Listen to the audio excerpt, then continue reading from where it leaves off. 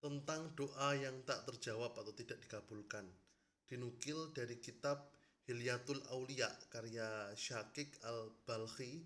Beliau bercerita bahwa ketika gurunya sedang ke pasar, jalan-jalan ke pasar, di pasar Basroh, beliau dicegat oleh sekelompok orang ya, yang bertanya kepada beliau perihal doa-doa mereka yang selama ini tidak dikabulkan oleh Allah. Ibrahim bin Adam ini berkata bahwa sebab doa kalian itu tidak dikabulkan oleh Allah karena hati kalian telah mati. Apa sebab hati yang mati itu? Pertama, kalian mengenal Allah tapi tidak kalian tunaikan hak-haknya. Misalnya perintah sholat tapi tidak ditunaikan, atau ditunaikan tapi riya dan sebagainya. Yang kedua, kalian membaca kitab Allah tapi tidak mengamalkannya. Jadi banyak di era sekarang tuh yang meneladani Al-Quran itu cuma sampai berhenti pada bacanya saja gitu, tanpa mengamalkan isinya. Contoh misalnya tadi perintah zakat misalnya di Al-Quran itu ya, itu tidak ditunaikan. Ditunaikan tapi mungkin riya dan sebagainya ya. Jadi mengingkari Allah seperti itu, mengingkari firman Allah yang ada di Al-Quran itu. Yang ketiga adalah kalian mengatakan cinta Rasulullah tapi meninggalkan sunnahnya. Misalnya ketika Rasulullah memerangi riba misalnya, tapi kita malah banyak sekali berbuat riba. Kita mengetahui banyak sekali sunnah-sunnah Rasulullah yang harusnya menjadi teladan, tapi kita tidak kerjakan. Bahkan banyak orang yang mengolok-olok seperti itu. Nah, itu mengingkari hal ketiga ini. Yang keempat adalah kalian mengatakan setan adalah musuh tetapi kalian mengikutinya. Kita mengikuti hawa nafsu kita. Kita sering berbuat maksiat sehingga kita lalai pada perintah Allah. Yang kelima adalah kalian mengharapkan surga tapi tidak beramal untuknya. Kita berharap-harap surga seperti itu, tapi amal kita tidak mencerminkan hal itu. Justru malah amal-amal neraka, mabuk-mabukan, judi, riba dan sebagainya.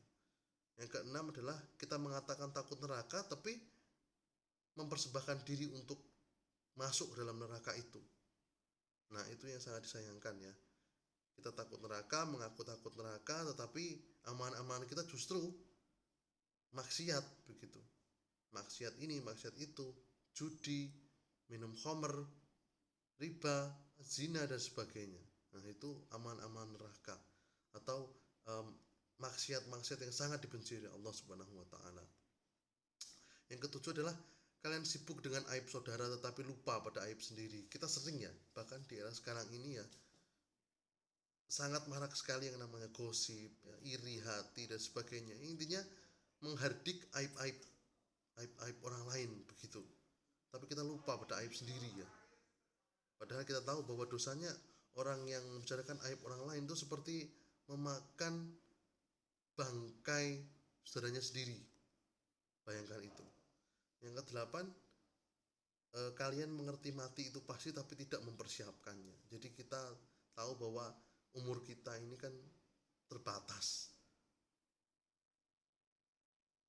Dan kita juga tahu bahwa mati itu pasti datang kepada kita, tapi amalan-amalan kita tidak mencerminkan mempersiapkan bekal itu untuk menghadapi mati. Ada kehidupan setelah mati, dan kita tidak mempersiapkan itu.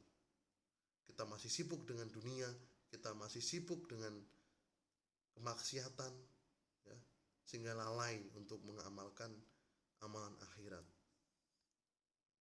Yang kesembilan adalah kalian menikmati karunia Allah tapi tidak mensyukurinya.